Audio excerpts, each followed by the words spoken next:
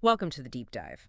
Today, we're turning our attention to a really critical security situation. We're looking at some recent, quite concerning developments in the Kashmir region. Yes, a recent very deadly attack has really brought a new type of challenge there into sharp focus.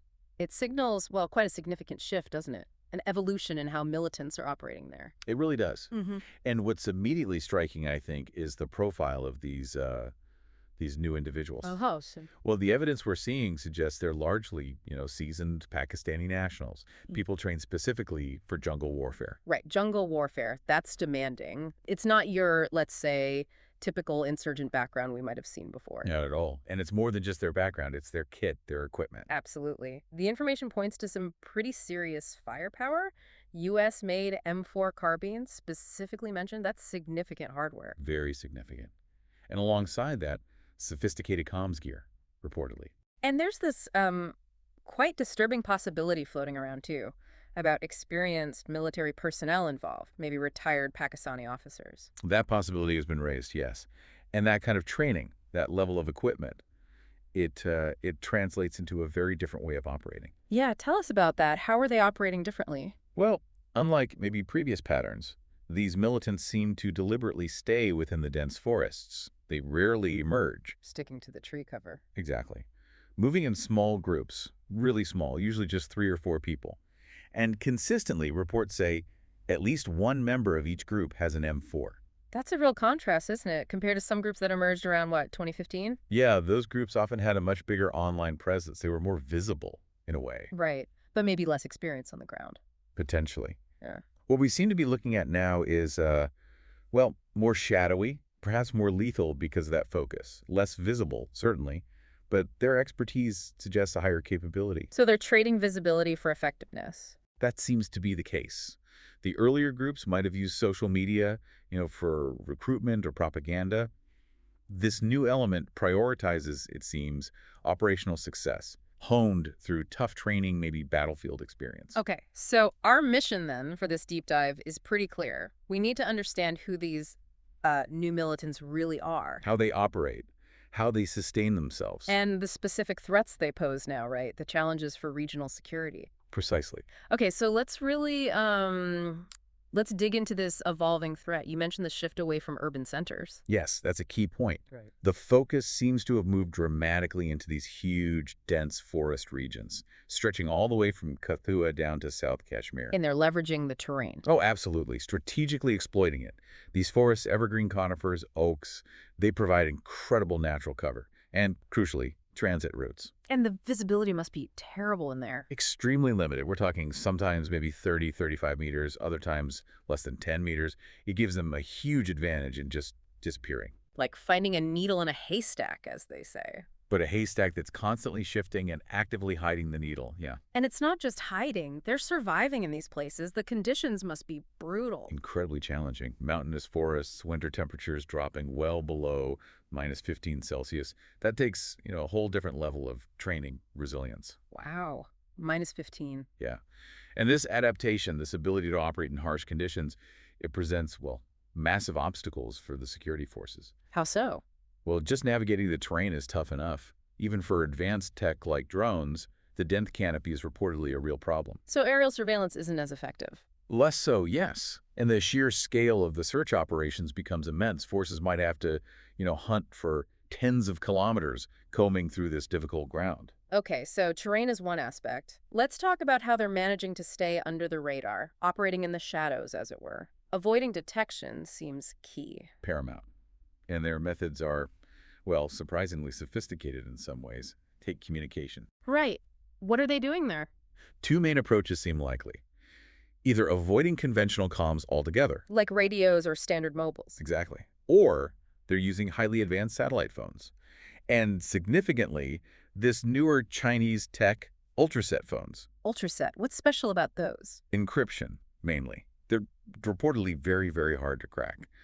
A major intelligence headache. So if they're avoiding standard comms or using encrypted ones, that means no digital footprint. Pretty much. Mm-hmm. Makes traditional tracking methods almost useless.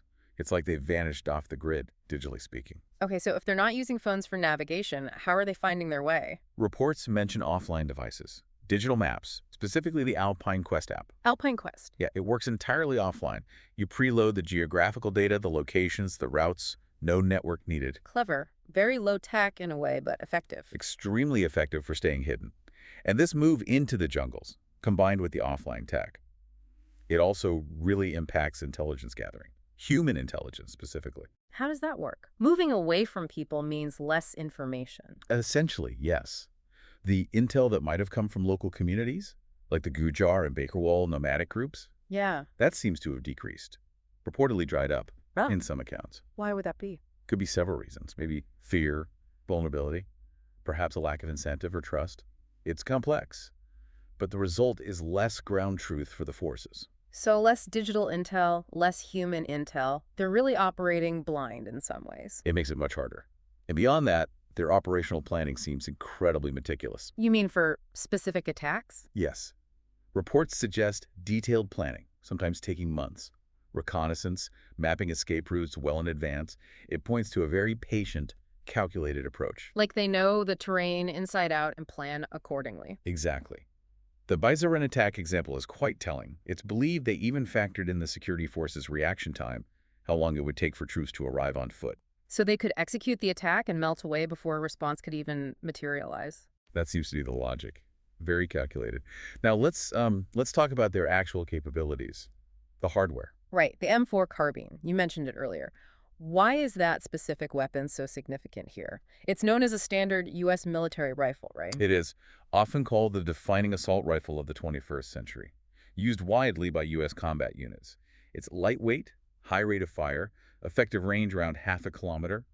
But the key here is its adaptability. How so?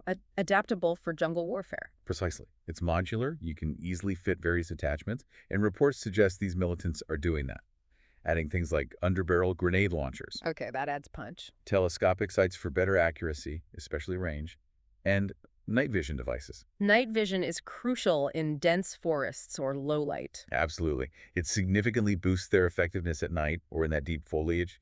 It also means they can potentially engage from further away, making close combat less likely for them. Yeah. More advantageous for ambushes. And it's not just the rifles, is it? There were reports of body armor and different kinds of bullets. Yes. Bulletproof jackets mentioned, obviously providing protection. And steel bullets. Steel bullets, what's the significance of those? They're harder than standard lead core bullets. They can potentially penetrate certain types of cover better, or maybe even some softer body armor. Makes them more dangerous in specific situations. So advanced weapons, customized for the environment, plus personal protection. It paints a picture of a well-equipped force.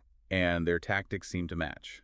Small unit actions, using the terrain for ambushes, quick withdrawals, very much classic guerrilla warfare, but executed with, it seems, significant military training. Okay, let's step back a bit. Look at the bigger picture. Why this shift now? Why move into the forests? Well, a major driver is likely the continuous pressure from security agencies in the more populated areas. So counterterrorism efforts in towns and villages have pushed them out. It seems plausible. By disrupting networks, making it hard to find shelter or support in urban centers, the forces might have inadvertently, or perhaps intentionally, forced them into these remote jungle areas as the only viable option to survive and continue operating. And this shift, it's having a real impact on the Jammu region specifically, areas that were maybe quieter before. Unfortunately, yes. It's brought the Pir Panjal mountain range back onto the militancy map after almost 20 years of relative calm. That's a long time. It is. And perhaps more concerning, we're seeing this spread of activity into mainland Jammu for the first time in quite a while. Areas like Kishwar, Udhampur, Doda. And those areas are known for difficult terrain, too, right? Extremely difficult. Yeah. Very rugged, inaccessible in many parts. Which must create huge logistical problems for security forces trying to respond. Massive headaches. In places like Kishwar, Udhampur, Doda.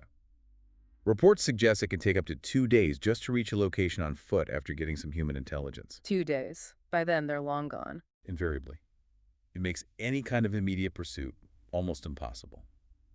And even basic communication for the security forces themselves is a huge challenge in these remote spots. We heard reports around the recent attack, difficulties getting signals out for days. That's right. And those ultraset phones we talked about, they're a key part of this communication challenge. Because they're encrypted. Highly encrypted. Sure. Some reports even suggest that friendly Western intelligence agencies haven't managed to crack them yet. Really? Not even Western agencies? That's the suggestion in some reports, Huh. which makes monitoring their comms, getting that real-time intel, incredibly difficult, maybe even impossible sometimes. Okay. So let's try and pull this all together.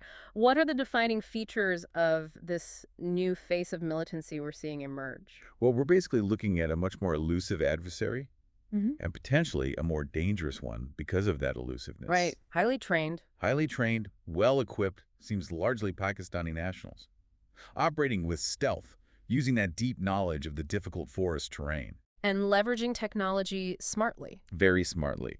From the advanced, customized weapons like the M4 to the encrypted comms, the offline navigation, it's all geared towards evading detection and maintaining security. And all these factors, as we've discussed, create this really significant set of challenges for the security forces trying to track them, engage them, neutralize them. It absolutely does, Yeah. which really leads us to the critical question, I think, for you listening. Yeah. Given these really substantial shifts in their capabilities, their tactics, the environment they're using, what kind of long-term strategies, what comprehensive approaches might actually be needed to effectively tackle this evolving and quite persistent security challenge in the region? Something to really think about.